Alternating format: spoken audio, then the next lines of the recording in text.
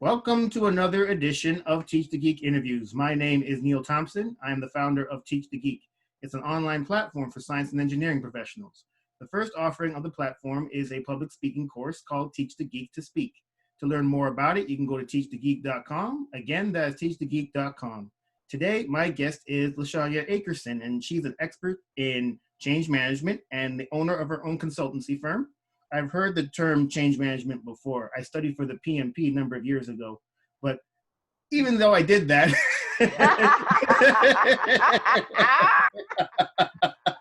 I know how that goes. it'd be great to get a refresher about what change management actually is. So I'm glad to be speaking with LaShanya today. Welcome to Teach the Geek Interviews, LaShanya. Thank you. Thank you for having me. Well, first, before we get the whole change management thing, I saw that from the big research I did on you that your undergraduate degree is in electrical engineering. What was the motivation to get that degree? You know, I was born to a mom who taught math since before she got pregnant with me. So I was doing 1 + 1 in the womb. So I knew I was going to major in something that had a high concentration of math. And of all of those options, electrical engineering stood out to me as being the best option, not only for my interests and what I felt I was naturally good at, but also in terms of longevity and where I saw, the world going. At the time, computers, personal computers and things like that were kind of cutting edge, and the internet was like this thing that you can go to the lab and log on. So I just felt that electrical would be my best option for my future. All right. But I also saw that you got an MBA as well. So what was the motivation to get the MBA? So I went from learning how to do geek to learning how to be able to speak and talk to the regular people. And for me, that actually was a big thing, because when I started out in electrical engineering, my plan was to get my master's, my PhD, like I was going to do electrical engineering all the way. And along the path, I realized that what it meant to be an engineer and what really excited me were not congruent. And I realized that I was a little bit too nosy. Where I worked at the time, it was, okay, do what we tell you, stay in your little corner of the world. And I'm like, but I want to find out what's going on. I want to know what's happening before I read about it, in the news or see it on TV. I was a little bit too nosy. And then for me, because I was so good technically, I kept getting promoted, which was great at the time.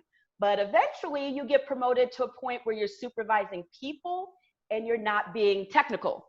And once those promotions happen, I realized that maybe my people skills in dealing with the humans isn't so great.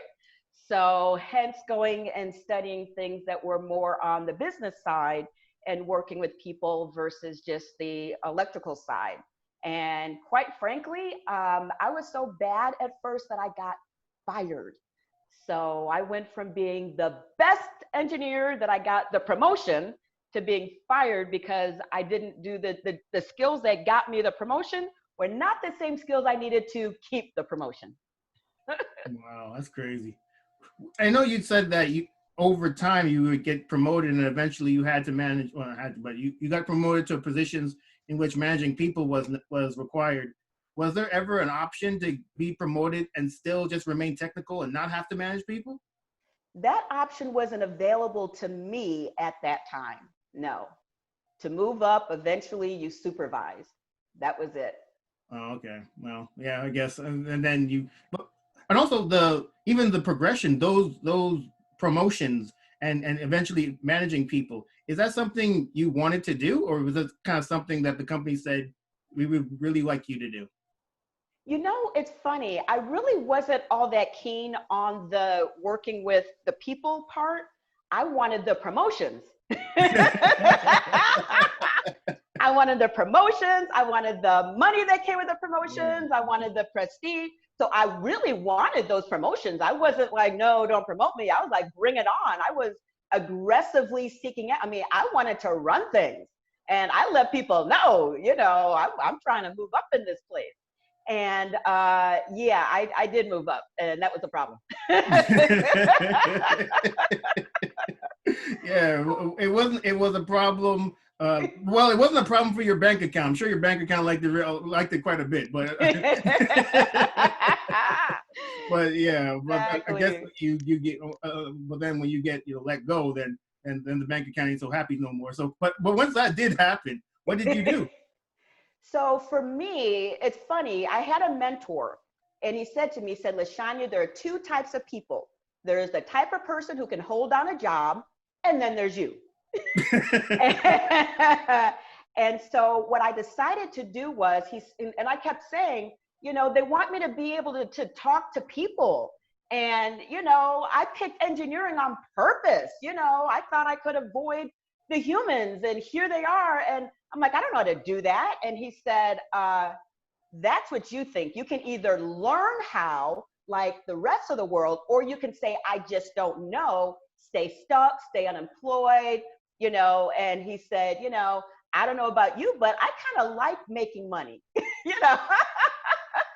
And so that's really what did it. And I realized that I had to learn, and that what separated those who could, work with people and so forth from, the engineer that I was at the beginning of my career. I started out, I was just very technical. I didn't have to deal with a lot of people. I did my job well, on time, and everyone was happy. And so I realized that I really had to develop this skill. And what I didn't know was coming was even the people who thought they could stay technical in their little cubby holes were being asked to do things like present at meetings what they're working on. And, so even if I hadn't done the get promoted as quickly as possible path, I still would have been asked to come out and talk to people. So it was inevitable. Yeah, I remember working at a startup, and I was kind of like you. I just wanted to do my job and then, go home and then come back the next day and do the same thing.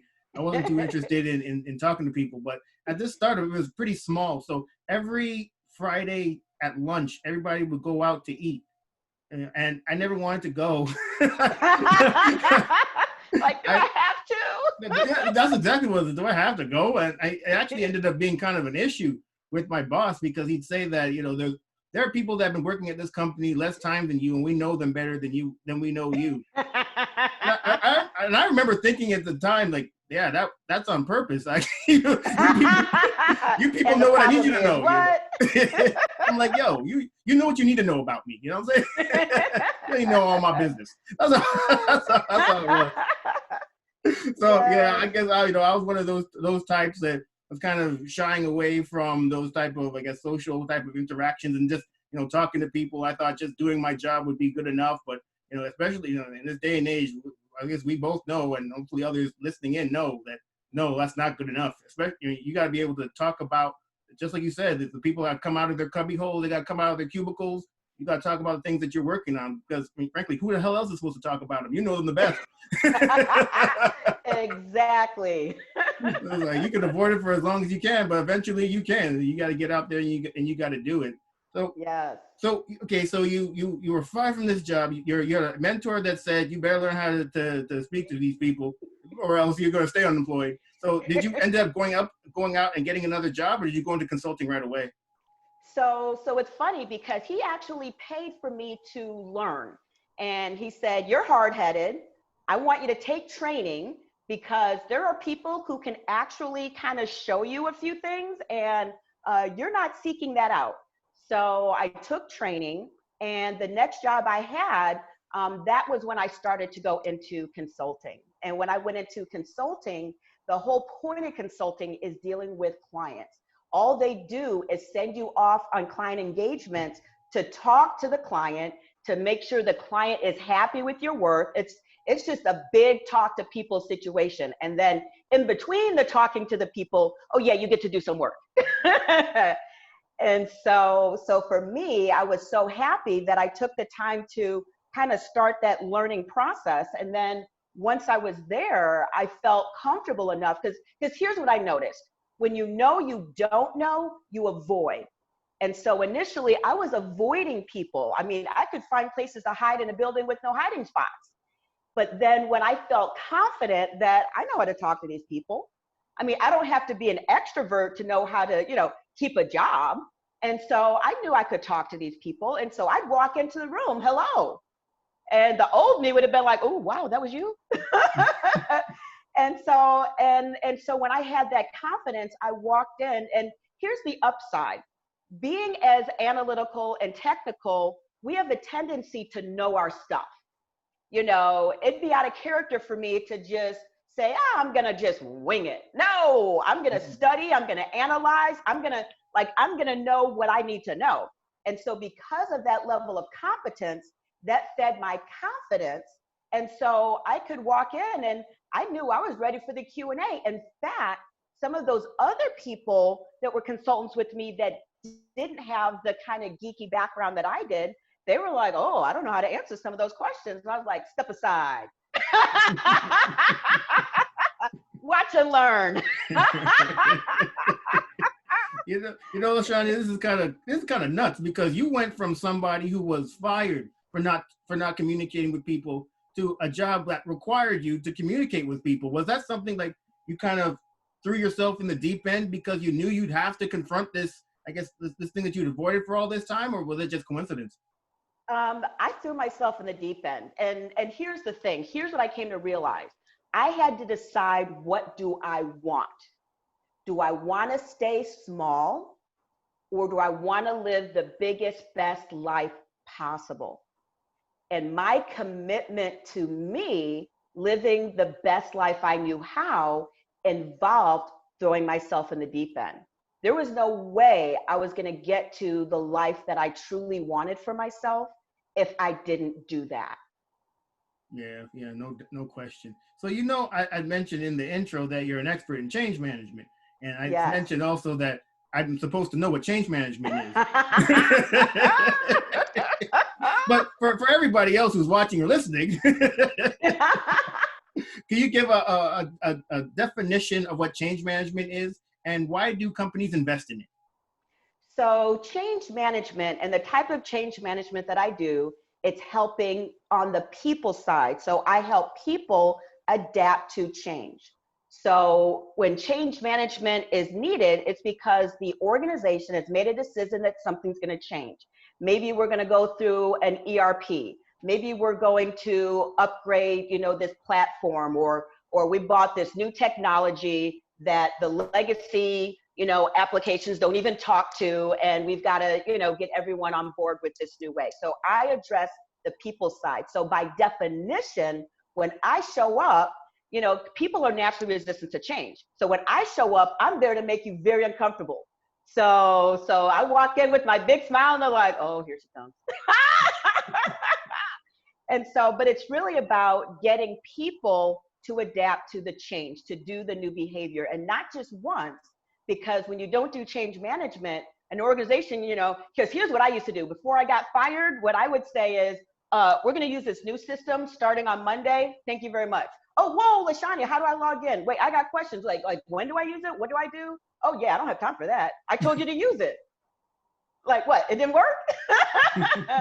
And so change management is making sure that people are supported in that emotional and know-how journey so that they can be successful. So not only are they successful, the organization is successful, and the change will stick versus be temporary. In other words, as soon as nobody's looking, hey, let's go back. I still got my login, How do you deal with people who are resistant to change? Excellent. So one of the first things that I do is I assess the level of change resistance, because it's never zero. And so as soon as in fact, if they tell me, oh yeah, everyone's all excited and they're all happy, I'm like, they lied to you. And so I go in and I really assess the level of resistance. I assess where my pockets of resistance are, where my pockets of, those champions and advocates are. And so what I try to do early on is I identify what I call change champions. And these are people with high social capital, not necessarily high on the org chart. They're the people who everyone can say, I've worked with this guy for years, I trust him. And they're also more social. And so they're the ones that if I say, hey, tell me about the team. Okay, well, so-and-so's got a daughter that's graduating from college, and this person, you know, like they know the people as humans as opposed to, I know him because he sits 2 seats away, you know. And so I pick the people with higher levels of social capital, and I give them a little bird's eye view behind the scenes. It's like, hey, the changes, they decided this was happening before I got here. So we're in this thing. It's happening. And so I want you to help me by seeing what's coming ahead of time, by playing an extra active role. And so give them power to help with some of, you know, maybe we got to decide who goes first, or maybe we get to decide, you know, are we going to implement this feature, or maybe leave it turned off initially and roll that out later. Or, you know, some of the nuances, they can play a role in some of those decisions. And also because they saw behind the curtain what it looks like in the future state, they can go back to Johnny that they work with and say, I saw what it looks like. It's actually really good. And so everyone else is like, oh, I trust Johnny. If he says it's good, then it's got to be good. Versus Johnny come back and say, yeah, I don't know about this. Yeah, I don't know either. You know, and so find those people that can play that active role. And, you know, but the bottom line is the number one way to overcome change resistance is top-down support. So if I go to an organization and leadership is like, I'm not willing to be a visible advocate for this change, I'm like, oh, hey, I mean, I don't know how to help that. You need to at least admit that you want this to happen. So when you find the person that people trust, you have to make sure that they're actually on board with the change too. Because what do you ever run into instances where you find the people that people trust, but they're not on board with the change? Oh, absolutely, every time. And so the key is to find out why. And I sit down and I ask. Sometimes they'll say, LaShanya, I'm really good at the old way. I know it's not perfect. I know you got to like stand on one leg and jump up and down to get it to work, but I know which leg to jump on. You know, like I got it down to a science. This new way, kind of foreign. And quite frankly, I don't see the benefits. And so now we're going to sit down and say, okay, well, clearly the benefits haven't been communicated, because no organization decides to do a major change if there's no upside. You know, that's just, companies don't do that. There's some upside in there that is the reason for the decision. And so I make sure that the benefits are clear, articulated in the language of those impacted, not in the language of some higher up person that maybe never did the job, but in the language of those who are impacted. And I just ask a lot of questions like, well, what about this do you find most challenging? It's like, well, at first I was just against it just because. But now that you're asking me to be specific, you know, well, you know, maybe it's not so bad. And you know, and so I really ask them questions. And here's the thing, it's complete transparency. You know, I'm not going to promise you something that it's not going to deliver. I want you to, when you say you support it, it's from the heart. It's not some made up, you know, they told me to say this and gave me some script. No, because you're going to have to live with it. And you're going to live with it when I'm gone. You know, I'm here to do an engagement. I'm going to train. I'm going to support you. And then I'm going to be working with another client and you're going to be here living with it. So I want to make sure that when you say you believe in this and you can support the change, that you mean it. And if you have any reservations, not only now, but in the future, let's dig into that and find a mitigation strategy, do something. But we're not going to just sit there and say, oh yeah, it's horrible. No, we're going to address that. And we're going to make sure that when you say you're behind it, you mean it. Yeah, no question. I mean, you did say that companies don't implement these changes unless there's an upside. Have you ever run into instances where the upside is for the company, but not necessarily the employees? So let me say this. Usually those making the decision are not the people who are doing the day-to-day work in the system. And so, you know, regardless, I mean, I'm using technology changes. Sometimes the changes are, you know, changing our whole IT structure, you know, organizationally. So regardless of the change, usually the people that are making the decision are not the ones who are the directly impacted group. So sure, their bias is from their vantage point. We can only see from whence we're standing. We can't put ourselves from another perspective that we've never stepped into. And so sure, does that happen? Oh, absolutely. And yet, and still, I can find benefits for those that are impacted. I am like I got a strong sniffer for benefit identification. Right. And not just generally speaking, but no, really, I want to understand a day in the life for you. I want to understand what it was like in the current environment, and I want to contrast that to what's coming. And so I roll up my sleeves and I get down into it, and I find those upsides. Yeah, and I mean, one of the major upsides is you don't have to jump up on one leg no more. You keep keep both your legs on the ground. Exactly. And here's the thing. I mean, when you're in technology is going to evolve. That's just, I mean, that's the given. So anyone who thinks that we're going to use some legacy application until, the end of time, I mean, I don't care how good anything is. Things are going to change. The change happening is the for certain. That you can count on. And I'll tell people, even though we're going through this change right now, in a few years, this is going to be obsolete. Something new that we don't know about yet is going to come, and that's going to be it. It's going to be the new thing. Yeah. And then I'll be back here again. Exactly. Learn this face really well. You'll see me in a few years. Yes.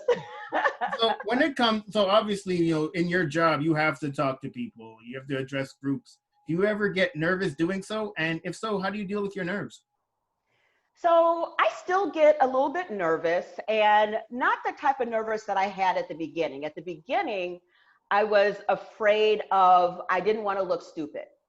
And I think we all have our own different fears, but my fear was, I'm going to put my foot in my mouth. I'm going to say something that's off, or, I meant to say this, but what came out of my mouth was that.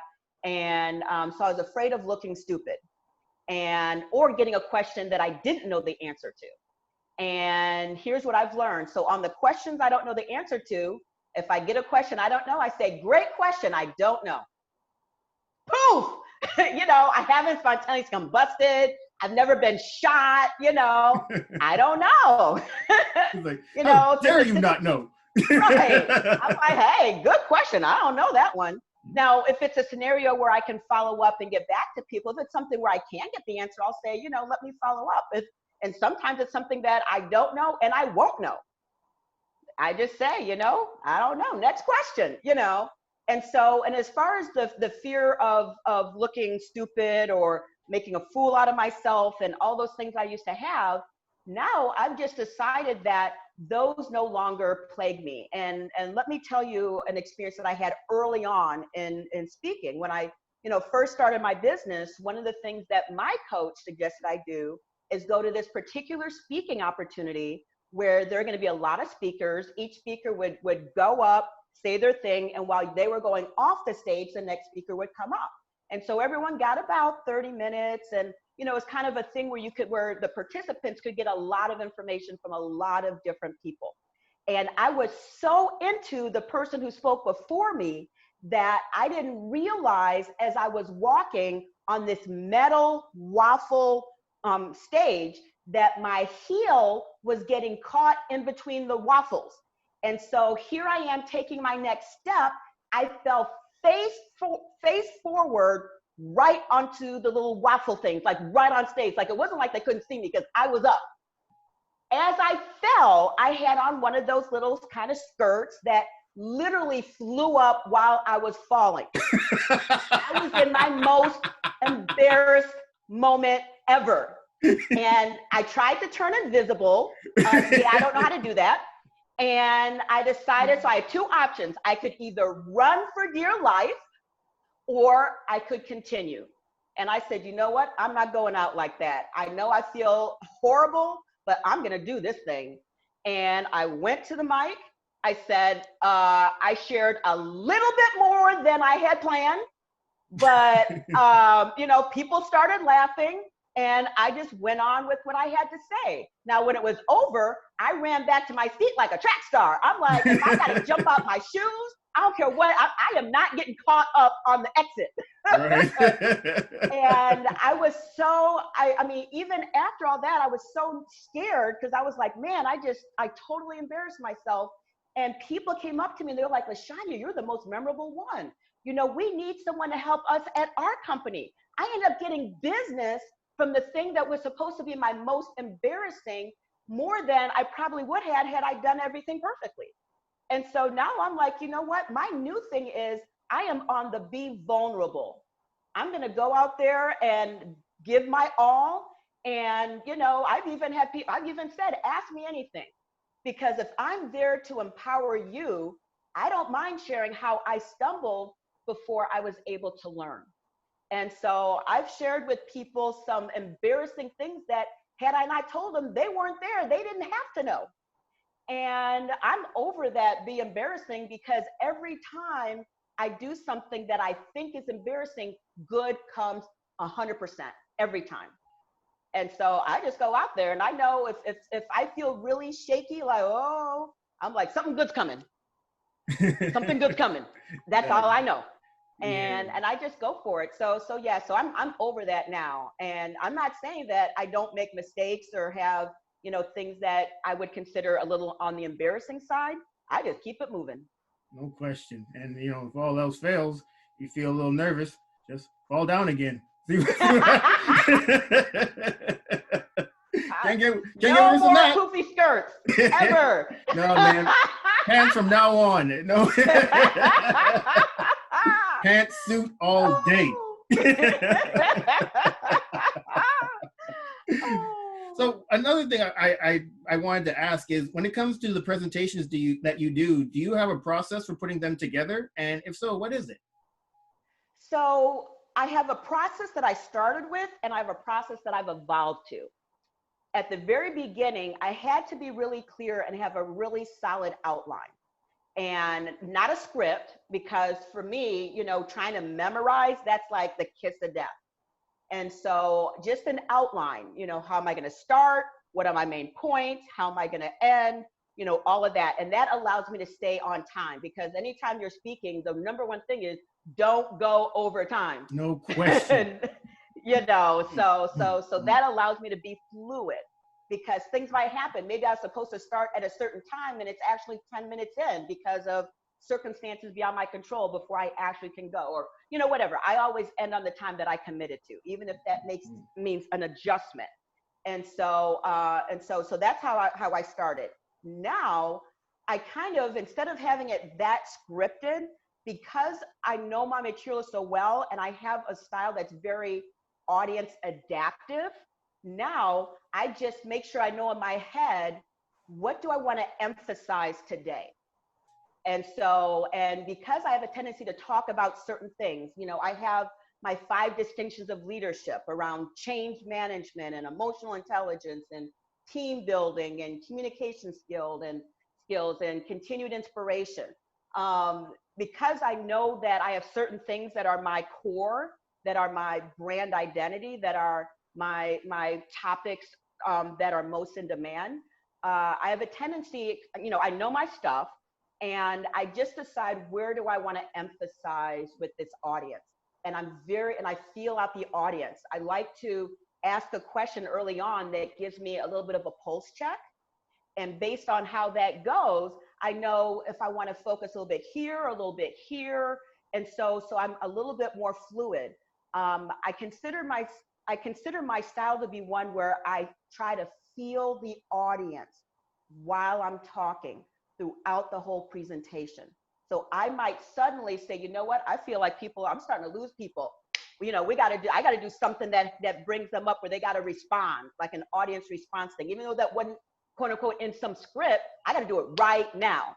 Or I might decide, let me throw out a question and do another pulse check, because I can't quite gauge where they're at on this. And so I have a little bit more fluid, but it's because I'm really passionate about the way in which I make a difference. For me, I don't speak to convey information. Initially, that's what I would speak about. It was, I want to dazzle you with my knowledge and give you all the data points for whatever that topic is. Now I want to transform your life. And I don't just want to transform your life in a work context. I want you to be transformed in a whole life context, at home, at your church, in your community. And so I want to leave you with tools that you can use everywhere. And so in order for me to have a transformation experience, especially if I only have a short period of time to work with, I got to connect with where you're at. And I've got to ask a few questions, and I got to go deep quick. I don't have time to do the light, like, no, okay, here it is. And so I'm very authentic, very vulnerable, very direct, and, you know, none of the fluffy. I go right to it because, hey, this is all the time we got. And this moment, once it's over, I'm not going to get it back. So I either give you 100% now, or I live in regret. I'm going to give the 100%. And so, because I want you to leave a different person. And most people, they think, oh, we got somebody who's coming to speak. Yay, let me sit back, get comfortable. And they're like, whoa, I got to buckle up for this one. You know, it's like, no, really, if you thought I was just another speaker, you got another thing coming. That's Let crazy. me dispel that myth very quickly. Yeah, I mean, the progression of not wanting to speak to people to what you're doing now is quite impressive. Is there anything else that you'd like to add about things that you're working on, LaShanya? Just to say that, you know, for me, I am very much a speaker, trainer, coach, and meeting facilitator. And so, you know, people who really want to improve and take their life to the next level, I'm living proof that it can be done. I went from avoiding people, hiding out at work, trying to find ways that no one could find me, the secret conference rooms or things where, you know, they couldn't get to me, to seeking people out. And so I know that if I can do it, you can do it. And I'll just say that step one is to get clear on what you want. What are your goals for you? No one can tell you what you should be. Kind of when you grow up, who is that person you want to be? And so commit to it and do what it takes to get there, and don't let anything stop you, especially fear. And if I can support you in that, hey, reach out to me. I'm very committed to what I do. And this is, I don't just do it as this is a good business to start. This is me. So till my last breath, this is me. Wonderful. How can people get in touch with you? So my website is aikersonconsulting.com. So that's AIKERSON consulting.com. You can email me at info@aikersonconsulting.com.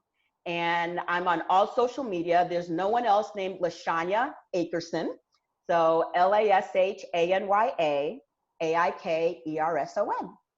Wonderful. Well, everyone, that marks the end of another edition of Teach the Geek Interviews. My name is Neil Thompson, founder of Teach the Geek. It's an online platform for science and engineering professionals. Consider checking out Teach the Geek to Speak. It's an online public speaking course, and you can learn more about it at teachthegeek.com. Again, that's teachthegeek.com. Until next time, take care and stay safe. Thanks, LaShanya. Thank you.